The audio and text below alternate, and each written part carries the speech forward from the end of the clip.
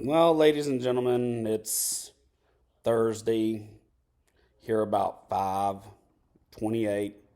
So we're going to get to have some stuff. After I did the thing with that early in the morning, I guess I should, think about Curly Top. I should have grabbed him by the top of his head and gone back in the day. But, I liked his daddy too much off of UFO politics or something else. I had the opportunity to do that.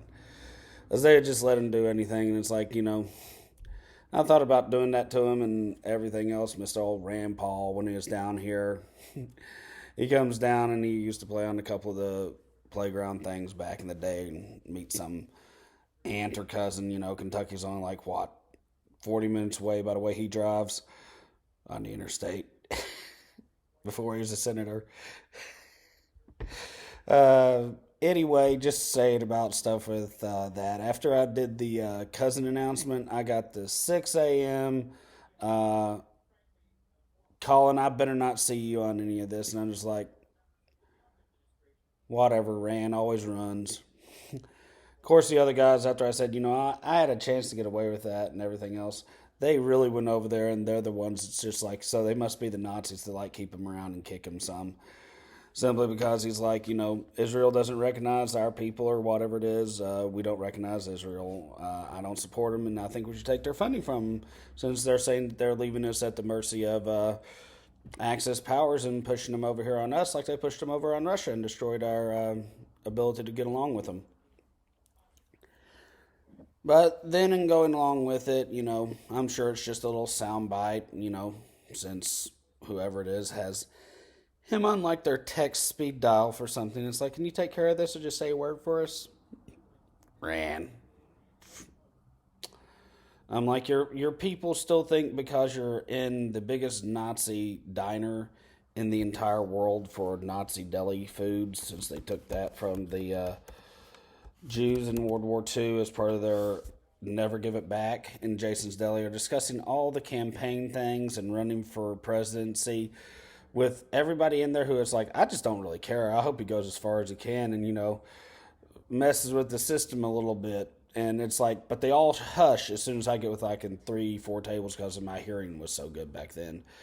But yet they're sitting where everything's videotaping them and the military's against them. The private security there is against them. The police are against them. The secret police of Oak Ridge and stuff that he got on film that he swears doesn't exist are there because they're with Ernesto guarding him. And so on and so forth down with it. And Ernesto even has connections back to the uh, infamous subdivision that I mentioned so much with how much power and everything it has and everything. But it's all me. Just because it's like, I'm not going to do that to him. He's a real nice guy. I should do that, mess up his hair some, but, I'm not. Everybody else is going to be like, I can act like I'm your Goomba and go over there. You would not do that. That's what you have to call us over here. We're no longer like, the Fingermen. We're Goombas. Oh, and it's like, well, he got introduced to all the Nazis from Rome. But, anyway, moving along from that with everything, because they went on about some sort of connection with the guy in the buffalo hat, the buffalo skull hat thing. And then it's like, there's like 4 or 5 different versions of it. And I was like, yeah, this is what the XFL is going to be like. When we're going to football wasn't violent enough. And I just looked at them all and said, we had 3 guys taken out with broken shoulders from our high school football game right then. It's like, yeah, we're going to put horns on the helmets so that it's like there can be more gore because there's not enough blood whenever there's like a shoulder ripped out of socket and permanently damaged for whatever it is. You girls are crazy. And then there was some other thing earlier that day where we were talking about the same thing, and it's like we were talking about the dislocated knees or rolled ankles, and it's like it's not really a rolled ankle, and it's just a stinger. That's what they all got because they're just all stingers because they still come by the house later or something else and want beer or something, and I'm going, dude, just leave the door locked, and if they break a window, call the police. You mean I can do that? Yeah, if they break your window trying to come into your house, even if you say come over and hang out sometime, you can still say, this is the one time you can't, man. That's why they got to ring your doorbell or something else. It's part of common sense laws. But they're all domesticated troops because they're troops that live here. Dude, you could turn them in for being foreign national whatevers. Anyway, moving along to the better parts of everything here. Um, yeah, we're not going to go into the whole thing with that. And I'm just going, yeah, supposedly it's the guy that ate the last descendants of this one presidential line or somebody with everything. They beat him up and threw him inside one of his big bear traps. Is in this Western movie that was on here like maybe 2 or 3 months ago. Remembered it. My grandfather saying the story of it. And he was thrown in one of his traps and cut in half. And he was one of the last presidential lines that was still with a Native American group. Wore a big buffalo skull on top of his head.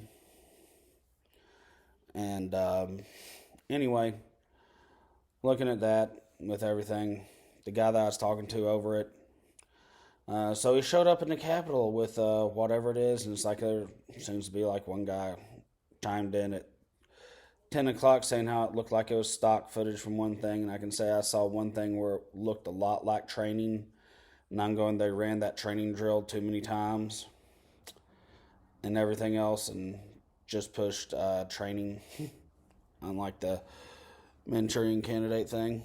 But whatever. Nobody's going to believe anything with that crap that, they ever do that. And all I did with the guy that was there was tell him about how that person had no descendants or anything else. And it's like, yeah, some people have a really big skull that's out there in Native American areas. It doesn't mean anything. There's a lot of different looks and shapes in Native American areas. And it's like looking at all of you all. Look across the band. And it's like, but we all look the same. Yeah, and then you look at each other's hair. You're so European. Then you go your separate races. That is true with us.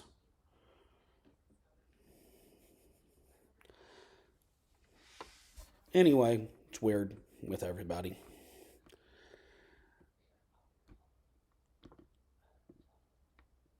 And let's see here. Um, anyway, I'm sure that I'm really screwed up or whatever it is. 'Cause I've had to listen to how they barbecued that guy in his own trap and then brought in some remains or something else of him. Said that the fish ate him or something else out there in the bear trap. It actually showed him more like what kind of really happened and who they tried to blame it on, but whatever in the movie. Fictitious dramatization, things have to be changed to protect underage children or whatever it is.